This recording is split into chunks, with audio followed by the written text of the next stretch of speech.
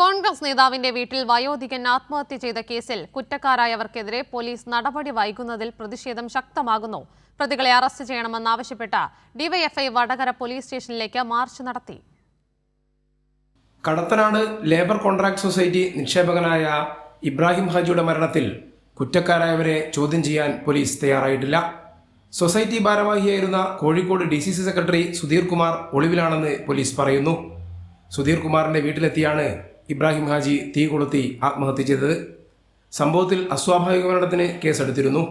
UDF സൊസൈറ്റിക്കെതിരായ Ibrahim ഹാജിയുടെ ശബ്ദ സന്ദേശം പുറത്തു വന്നിട്ടും പോലീസ് അനങ്ങാത്തതിൽ പ്രതിഷേധം ശക്തമാണ്. പ്രതികളെ അറസ്റ്റ് ചെയ്യണമെന്നാവശ്യപ്പെട്ട് ഡിവൈഎഫ്ഐ വടകര പോലീസ് സ്റ്റേഷനിലേക്ക് മാർച്ച് നടത്തി. ജില്ലാ പ്രസിഡന്റ് കെ അരുൺ മാർച്ച് ഉദ്ഘാടനം ചെയ്തു.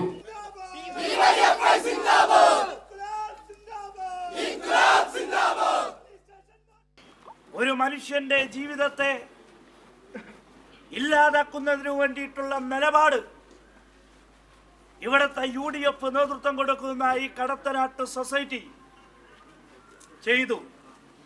ഈ സമയം വരെയും ഈ വടകരയിലെ പോലീസ് ഇതുമായി ബന്ധപ്പെട്ട് അറസ്റ്റ് ചെയ്യാൻ വേണ്ടിയിട്ടുള്ള സമീപനം സ്വീകരിക്കാൻ വേണ്ടിയിട്ട് തയ്യാറാവുന്നുണ്ടോ?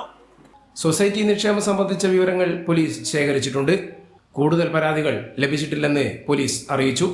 കൈരളി ന്യൂസ്, കോഴിക്കോട്.